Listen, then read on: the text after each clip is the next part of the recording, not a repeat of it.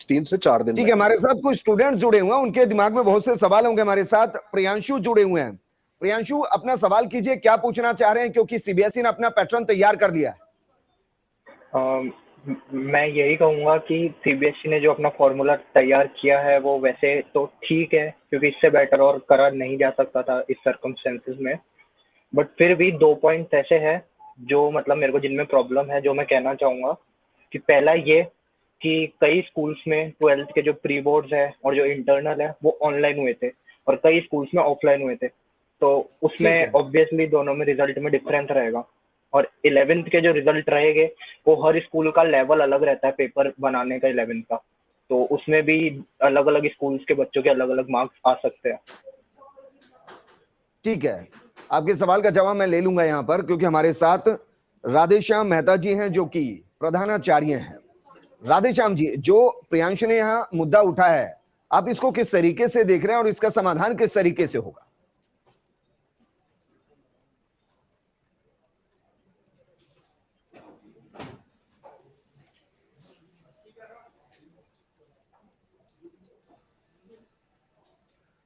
ठीक है, उनको हम जोड़ने की कोशिश करेंगे। हमारे साथ आशुतोष जी हैं। आशुतोष जी, देखिए, कुछ बच्चे ऐसे हैं जो ये कह रहे हैं कि ऑनलाइन उनका इवैल्यूएशन किया गया है, उनके क्लासेस हुई हैं, बाकी चीजें हुई हैं।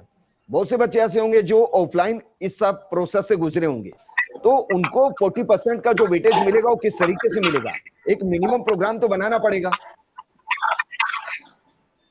देखिए विजेंद्र, जो मैं इसका जो हलफनामा पेश किया है सीबीएसई ने, उसको मैंने ध्यान से पढ़ा है और इसमें स्कूल को बहुत बड़ा लीवरेज दिया गया है कि स्कूल में एक कमेटी बनेगी और स्कूल के प्रिंसिपल की अध्यक्षता में कमेटी बनेगी। 2 आदमी स्कूल के होंगे जो एक्सपर्ट होंगे, उसमें आईटी के व्यक्ति होगा और 2 व्यक्ति जो है उसमें एक्सटर्नल जुड़ेंगे और वो न केवल एक रिजल्ट मेकिंग कमेटी होगी बल्कि वो मॉडरेशन भी करेगी।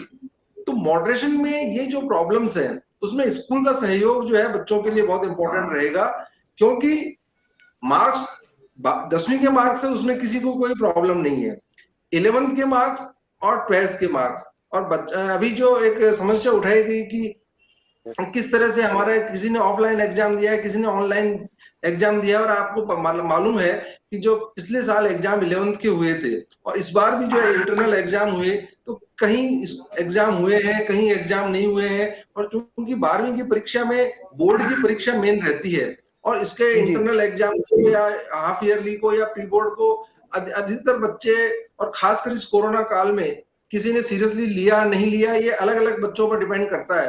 तो स्कूल मॉडरेशन जो कमेटी है उस पर काफी कुछ डिपेंड करेगा। और जो फार्मूला बना है उसमें 40% वेटेज 12th का है, 30% 11th का है, 30% 10th का है। और इसमें भी जो प्रैक्टिकल और थ्योरी, उसके दोनों एस्पेक्ट अलग अलग हैं, क्योंकि जो प्रैक्टिकल के नंबर हैं जो जितने आए हैं वो उतने ही उसमें जुड़ेंगे। अधिकतर स्कूलों में प्रैक्टिकल एग्जाम हो चुके थे, इसलिए जो प्रैक्टिकल के नंबर हैं वो 12वीं के एज इट इज जुड़ेंगे, जिसका 20 नंबर रहेगा। लेकिन जो वेटेज 30-30-40 है वो 80 में से वेटेज रहेगा। तो मैं समझता हूँ कि ठीक है, वापस मैं आपके पास आऊंगा। छात्रों से पूछ लेते हैं क्योंकि उनको जुड़ा हुआ है। काव्यांश हमारे साथ जुड़े हैं। काव्यांश, आप बताइए, आपके जहन में क्या कुछ कंफ्यूजन है जिसको दूर किया जा सके?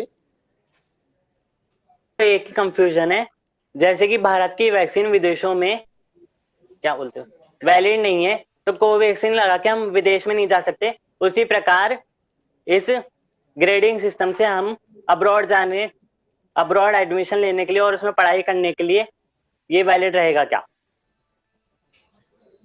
आपका बड़ा बेसिक सवाल है और ज्यादातर स्टूडेंट इसको जानना भी चाहते होंगे। आशुतोष जी, आप इसका जवाब दे पाएंगे? क्योंकि देखिए, ग्रेडिंग सिस्टम अगर होगा तो फिर जो बच्चे 12वीं के बाद फौरन जाकर पढ़ना चाहते हैं उनका क्या होगा? अभी ये क्लियर नहीं है कि इसमें ग्रेडिंग होगी या मार्क्स मिलेंगे।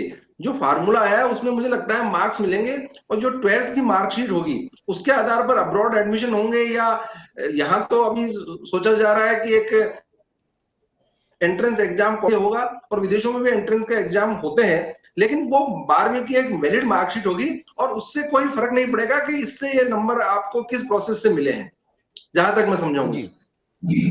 ठीक है काव्यांश, इसमें एक और ऑप्शन आपके पास है। आपके पास ऑप्शन ये है कि अगर आप अपनी ग्रेडिंग या मार्किंग से संतुष्ट नहीं है तो फिर आपको ये एक अलग से रियायत दी जाएगी कि जैसे ही कोरोना खत्म हो जाएगा, आप एग्जाम देना चाहते हैं तो आप एग्जाम दे सकते हैं, एग्जाम के बाद आपको नंबर मिल जाएंगे। ये बात की बात है आपके लिए, तो आप इतना घबराइए मत, अभी तो एंजॉय कीजिए और आगे के लिए जो भी तैयारी कर रहे हैं उसके लिए पढ़ाई कीजिए। स्मृति शर्मा हमारे साथ हैं, छात्र हैं। स्मृति, आप पूछिए, क्या कुछ पूछना चाहते हैं? इसी की तरफ से मार्किंग स्कीम 30:40 रेशियो में आई है, वो आई थिंक वेरी बेनिफिशियल है, but I have actually 3 points which I want to ask.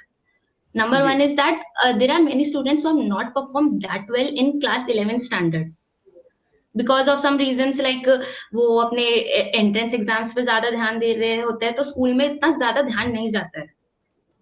Number one point is that.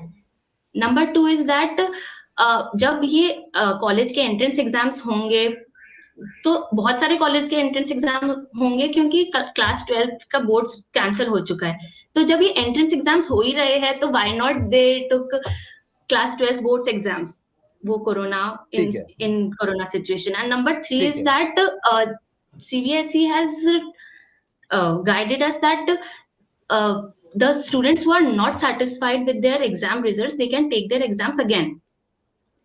So मतलब वो वेट कर सकते थे कि हम आगे एग्जाम दे अगर ये बोर्ड्स एग्जाम कैंसिल होता है। ठीक है, मुझे लगता है कि पहला सवाल आपका जो है उस पर मैं रिएक्शन ले लेता हूं, क्योंकि बाकी सवाल तो आपके लिए आपने खुद ही जवाब दिए हैं कि आप बाद में एग्जाम दे सकते हैं, और ये तो एक नेशनल पैटर्न हो गया है क्योंकि CBSE ने जो किया अब राजस्थान बोर्ड भी वही करेगा, तो मुझे लगता है इसमें बहुत ज्यादा डिफरेंस नहीं आएगा, 2-4 मार्क का जरूर आएगा जो स्कूल अपने हिसाब से अपने स्टूडेंट को मार्किंग करेंगे। हाँ, पहला सवाल आपका वैलिड है, उसका जवाब मैं ले लेता हूं। हमारे साथ बीजेपी से भी जुड़े हुए हैं, आशीष जुड़े हुए हैं। आशीष, आप इस सवाल का जवाब दे पाएंगे? क्योंकि देखिए, ग्रामीण तबके के अंदर बहुत से लोग हैं जो 10वीं में मेहनत नहीं करते हैं, पासिंग मार्क्स के साथ पढ़ाई करते हैं, 11वीं में एंजॉय करते हैं, लेकिन 12वीं को गंभीरता से लेते हैं और वो पूरी जी जान लगा देते हैं। अब उनके साथ तो नाइंसाफी हो जाएगी, क्योंकि अगर 10वीं के 30% लगेंगे, 11वीं के 30% लगेंगे तो उनका तो नंबर ही नहीं आएगा। देखिए विजेंद्र जी, जो मैं क्वेश्चन समझ पाया हूँ स्मृति का, वो क्वेश्चन ये है कि जो बच्चे क्लास 11th में होते हैं वो किसी भी कम्पिटिटिव एग्जाम की तैयारी कर रहे होते हैं, फॉर एग्जाम्पल वो नीट की तैयारी कर रहे हैं या JEE की तैयारी कर रहे हैं, क्लेट की तैयारी कर रहे हैं, तो they are not taking seriously this class 11th examination. ठीक है, तो मुझे ऐसा लगता है कि अगर हम 10th का देखें तो 10th में तो मोर और लेस सारे बच्चे सीरियस ही होते हैं, चाहे राजस्थान बोर्ड की बात करें, ग्रामीण परिवेश की बात करें, और या फिर हम CBSE की बात करें। ठीक है, तो 30% में तो कोई कंफ्यूजन है नहीं। अब रही बात 11th की, तो ये बात ठीक है, कुछ बच्चे ऐसा करते हैं, बट ये इसको जनरलाइज नहीं किया जा सकता है, क्योंकि कई बच्चे तो देखिए 11th को भी सीरियसली लेते हैं, और 12th में भी देखिए उन्होंने 3 तरह से फॉर्मेट्स किया है कि आप यूनिट टेस्ट दें, या फिर आप उसके जो मिड टर्म है वो लेंगे, या प्री बोर्ड्स होंगे। तो कहीं ना कहीं ये तीनों में जो है सामंजस्य वो बैठाना पड़ेगा, और बाकायदा गवर्नमेंट ने 12 मेंबर एक कमेटी बनाई थी जिसमें काफी एकेडमिशियंस थे। तो देखिए, हर चीज के 2 पहलू होते हैं, कुछ लोग इसको क्रिटिसाइज भी कर सकते हैं, बट मेरा ऐसा मानना है कि सरकार ने जो बेस्ट पॉसिबल है, और हमने खुद ने भी अभी प्रियांशु के व्यू सुने हैं, तो उनका भी ऐसे बच्चों का भी ये मानना है कि जो बेस्ट पॉसिबल था गवर्नमेंट के लिए, क्योंकि इन सर्कमस्टांसेस में बोर्ड एग्जाम नहीं कराया जा सकता था। और फिर भी देखिए, सरकार ने एक सहूलियत दी है कि जो स्टूडेंट्स इससे डिससेटिस्फाइड हैं और उनको लगता है कि उनके यहाँ पे मार्क्स ठीक नहीं आ रहे हैं, तो उनके पास एक बेटर ऑप्शन रहेगा कि जब कोरोना काल खत्म हो जाएगा तो गवर्नमेंट बाकायदा ऑनलाइन रजिस्ट्रेशन करवाएगी और उनसे पूछा जाएगा कि कितने बच्चे एग्जाम देना चाहते हैं, क्योंकि ताकि अपने आप ही देखिए काफी भीड़ तो छट जाएगी, क्योंकि मुझे ऐसा लगता है 80% ऑफ द स्टूडेंट तो जो हैं वो बोर्ड एग्जाम में अपीयर नहीं होंगे। जी आशीष जी, प्रैक्टिकल बात करते हैं ना सर। देखिए, प्रैक्टिकली मैं आपको समझाता हूं कि जब भी ये रिजल्ट आएगा, उस रिजल्ट के आधार पर बच्चों को आगे एडमिशन मिलेगा, अलग अलग कॉलेज मिलेंगे। विजेंद्र जी मैं आपको के आधार पर विजेंद्र जी अब जब समझाता हूं आपको, ग्रेडिंग के आधार पर कहीं पर परिणाम विजेंद्र जी मैं ले नहीं पाएगा, उसके बाद बड़ा वो क्या करेगा? ऐसा थोड़ी ना कॉलेज बदल जाएगा उसका। विजेंद्र जी देखिए, ऐसा है, जहां तक मैं चीजों को समझ पा रहा हूं, देखिए जहां तक इंजीनियरिंग कॉलेजेस की बात है, मेडिकल कॉलेजेस की बात है, उनके लिए प्रॉपर एंट्रेंस एग्जामिनेशन होंगे, उसमें इस मार्कशीट का कोई वेटेज नहीं होगा। ठीक है, और जहां तक टॉप कॉलेजेस की बात है, चाहे हम DU की बात करें या बाहर बॉम्बे, बेंगलोर या चेन्नई के जो कॉलेजेस की बात करें, तो मुझे ऐसा लगता है ये जो हमने फॉर्मूला दिया है, तो कहीं ना कहीं ये जो कॉलेजेस हैं ये डेफिनेटली कोई ना कोई अपना एक एंट्रेंस एग्जामिनेशन डेफिनेटली कंडक्ट कराएंगे, ये तो देखिए कि एक जो अच्छा, आप ये कह रहे हैं आशीष जी आप ये कह रहे हैं कि इसके बाद चाहे वो मेडिकल कॉलेज में जाए, इंजीनियरिंग कॉलेज में जाए, राजस्थान यूनिवर्सिटी आए, कहीं जाए, उसमें 12वीं के कितने नंबर आए, कितनी ग्रेडिंग आए, उसका फर्क नहीं पड़ेगा, सब अपने अपने एंट्रेंस एग्जाम कराएंगे, पास करते जाएंगे, एडमिशन लेते जाएंगे। सब नहीं कराएंगे, नहीं विजेंद्र, सब नहीं कराएंगे, लेकिन जो नॉर्मल कॉलेजेस होते हैं ना, जैसे आपने जहां से बीएससी करनी है या आपको सपोज बीए करना है, नॉर्मल कॉलेजेस में तो ये मार्कशीट वैलिड होगी, लेकिन जो टॉप कॉलेजेस हैं जहां पे मेरिटोरियस स्टूडेंट जाता था, जिनको 95% जहां कट ऑफ रहता था, 99% ड्यू में रहता है कट ऑफ, वो सारे कॉलेजेस आप मान के चलिए अपना एक खुद एंट्रेंस एग्जामिनेशन करवाएंगे। जी, ये कब तक तय होगा? ये तो देखिए मुझे लगता है 31 जुलाई तो इनकी डेट आ रही, जो बोर्ड ने एग्जाम दी है, और जिस हिसाब से कोरोना केसेस कम हुए हैं, वो तो देखिए जो हेल्थ एक्सपर्ट जब एडवाइस करेंगे तभी एग्जामिनेशन कंडक्ट करवा पाएंगे। ठीक है प्रियांशु, कुछ और सवाल आप पूछना चाहते हैं जो आपके जहन में हो?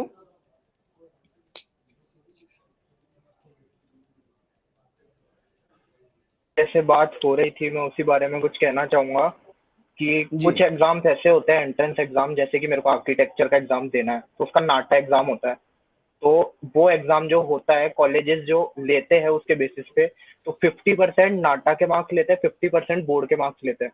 तो इस टाइप के जो एंट्रेंस एग्जाम्स होते हैं कहीं, तो उसके अंदर बोर्ड हट जाएगा या फिर बोर्ड ऐसे ही रहने वाला है, मतलब जो भी रिजल्ट आएगा? ठीक है स्वर्णिम, आप सवाल का जवाब देना चाहेंगे, क्योंकि ये कंफ्यूजन है। मकसद सिर्फ 12वीं को पास कराना नहीं है, जिंदगी 12वीं के बाद ही शुरू होती है, और उसमें 12वीं के नंबर एक बड़ी महत्वपूर्ण जिम्मेदारी निभाते हैं। बिल्कुल विजेंद्र जी, आप सही कह रहे हैं, 12वीं के नंबर महत्वपूर्ण जिम्मेदारी निभाते हैं। अब ये 2 प्रश्न यहाँ पे आए थे, एक तो अभी हमारे भाई ने, छोटे भाई ने जो प्रश्न किया, इसके अलावा इनका ही शायद प्रश्न था पहले कि फॉरेन यूनिवर्सिटीज में अगर हम एडमिशन लेते हैं तो किस तरह जा पाएंगे। तो विजेंद्र जी मैं इसमें क्लियर करना चाहता हूं कि फॉरेन यूनिवर्सिटीज में जो एडमिशन हुए थे, वो एडमिशन तो प्रेडिक्टेड स्कोर्स के आधार पर हो गए थे, रिजल्ट आने से पहले ही हो जाते हैं। उनका ये होता है कि एक मिनिमम मार्क्स आपको इतने लाने हैं बोर्ड्स में, तो अभी जो मार्कशीट आएगी वो वैलिड होगी सब जगह, क्योंकि अब सुप्रीम कोर्ट ने भी ये फॉर्मूला जो है स्वीकार किया है, इस पर अपनी मोहर लगाई है, तो निश्चित रूप से मार्कशीट तय होगी। और अभी जो ये कह रहे हैं कि इस जो मोहर लगाई, जो फॉर्मूला तय हुआ है स्वर्णिम जी, वो तो देश में वैलिड होगा ना, फॉरेन यूनिवर्सिटी उसको माने, उसके लिए बाध्य थोड़ी ना है। नहीं विजेंद्र जी, जो एग्जामिनेशन पैटर्न है, देखिए ये भी शिक्षाविदों ने तय किया था कि एक एग्जाम कराया जाए, और अभी कई जो 3 एग्जाम्स इनके हुए हैं, जैसे 10th है, 11th के हैं, या इंटरनल चाहे प्री बोर्ड का हो या कहना चाहिए हाफ ईयरली एग्जाम्स दिए हैं, उसका अगर एवरेज निकालेंगे तो ये भी एक फॉर्मूला शिक्षाविदों ने ही दिया है, ये भी एग्जामिनेशन का ही फॉर्मूला है। वो भी एग्जाम बोर्ड का अगर सिंगल एग्जाम होता तो मान रहा हूं इस बात, इम्तिहान बोर्ड, मान रहा हूं कि देश में इसको लागू किया जाएगा, इसको तो मान्य भी किया वैलिड होगा, लेकिन फॉरेन यूनिवर्सिटी थोड़ी ना इसको माने, इसके लिए बाध्य थोड़ी ना है। आशुतोष जी, ये मैं आपसे जानना चाहूंगा सर, देखिए जो भी फॉर्मूला तय हो रहा है इसमें तो कोई किंतु परंतु नहीं कि देश में जो भी यूनिवर्सिटीज होंगी, सरकार जो गाइडलाइन जारी करेगी उसको मानना पड़ेगा, लेकिन जो बच्चे बाहर पढ़ना चाहते हैं, फॉरेन यूनिवर्सिटी इसको माने, इसके लिए वो थोड़ी ना बाध्य है। देखिए विजेंद्र, जो यहाँ मार्कशीट मिलेगी वो एक वैलिड मार्कशीट होगी। वो मार्कशीट किस तरह से तैयार की गई है, सीबीएसई की एक अपनी प्रामाणिकता है।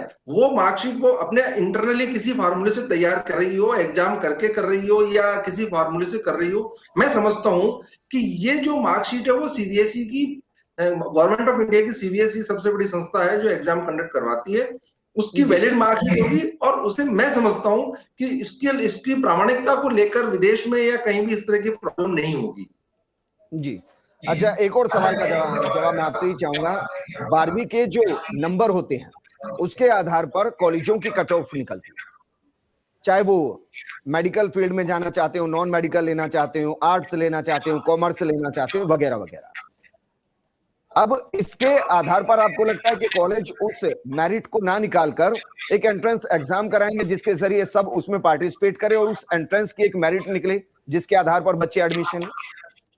देखिए विजेंद्र, इस समय पर जो 12th के स्टूडेंट्स हैं, जो प्रोफेशनल डिग्री के एग्जाम में और उसमें कोर्स में जाना चाहते हैं, उनको छोड़ करके जो बहुत बड़ी संख्या जो बीए, बीकॉम, बीएससी और उसमें एडमिशन लेना चाहते हैं, उनके लिए ये सबसे बड़ी एक चिंता का विषय है चिंता का विषय इसलिए कि मान लीजिए ये बात सही है कि डीयू के वीसी जो है वो एक कमेटी बना करके और मीटिंग कर रहे हैं कि हम किस तरह से टेस्ट लेंगे, लेकिन सवाल इसमें सबसे बड़ा ये है कि वो टेस्ट होगा उसमें वो क्या सब्जेक्टिव टेस्ट होगा या वो एक जनरल नॉलेज का टेस्ट होगा और उसमें कितना वेटेज नंबर का रहेगा, और जो स्ट्रीम चेंज करने वाले होते हैं, आर्ट्स वाले साइंस लेना चाहते हैं, उनका क्या होगा। आशुतोष जी, सबकी समस्या यही है। मुझे लगता है कि आशीष जी अगर आप जवाब दे पाए तो प्लीज जवाब दीजिए, केंद्र सरकार इस कंफ्यूजन को कब तक दूर करेगी? बच्चा ज्यादा देर तक कंफ्यूज रहेगा तो उसको परेशानी हो जाएगी, चिंता समान होती है। देखिए विजेंद्र जी, निश्चित रूप से जो भी कंफ्यूजन आ रहे हैं, देखिए अभी सरकार ने अपना एक फॉर्मूला दिया है जो अभी आया है और इसके डिफरेंट लोगों के ओपिनियन आ रहे हैं, एकेडमिशियंस के भी ओपिनियन आ रहे हैं, बच्चों के भी ओपिनियन आ रहे हैं, और जो भी कंफ्यूजन होंगे मुझे लगता है कि 10th का रिजल्ट 20th तक आ जाएगा और 31st तक जो है जुलाई तक 12th का रिजल्ट आ जाएगा, तो उसके पहले जो भी कंफ्यूजन होंगे दूर हो जाएंगे। और मैं आपकी बात वापस रिपीट करना चाहता हूँ कि ये जो मार्कशीट है पूरे देश में वैलिड है। अब विदेश में होगी या नहीं होगी इसके बारे में तो अभी एक प्रश्न चिन्ह है, इसके बारे में तो हम कह नहीं सकते क्योंकि ये यूनिवर्सिटीज पे डिपेंड करेगी वो इसको मानते हैं या नहीं मानते हैं। और ठीक है, मेरे साथ राधेश्याम जी जुड़े हैं, मुझे सिर्फ एक कमेंट लेना है। राधेश्याम जी, मैं आपको अभी तक जोड़ नहीं पाया, शायद कोई दिक्कत थी। आप इस पूरे प्रोसेस को लेकर क्या कहना चाहेंगे सर? 20 सेकंड है आपके पास। देखिए सर, जो भी सीबीएसई ने जो एग्जामिनेशन से जो रिजल्ट के रिगार्डिंग जो भी एक प्लान तैयार किया है, तो उसमें मैं यही कहना चाह रहा हूँ कि इसमें स्टूडेंट्स को कोई भी लॉस नहीं होगा, मेरी ओपिनियन ये है। और जो इसमें एक नंबर ऑफ स्टूडेंट्स जो 12th के उसमें रिजल्ट के बाद में आगे जाते हैं और वो जो कॉलेज में एडमिशन उसमें लेते हैं, तो नंबर्स में कोई भी स्कूल नहीं है कि उस क्रेट एरिया के ऊपर जाके स्टूडेंट्स को कोई भी बेनिफिट दे। तो मैं यही समझ पा रहा हूँ अब तक। चलिए, बहुत शुक्रिया आपका हमारे साथ जुड़ने के लिए। स्वर्णिम आपका भी शुक्रिया, आशीष आपका भी शुक्रिया, आशुतोष जी आपका भी शुक्रिया, और जितने भी बच्चे हमारे साथ जुड़े आप सभी का शुक्रिया। टेंशन लेने की जरूरत नहीं है, सरकार आपके भविष्य को लेकर गंभीर है और जल्द आपके जितने भी कंफ्यूजन है उसको दूर करने की कोशिश करेगी। इस प्रोग्राम में फिलहाल इतना ही, लेकिन आप बने रहिए फर्स्ट इंडिया न्यूज के साथ क्योंकि खबरों का सिलसिला लगातार जारी है। नमस्कार।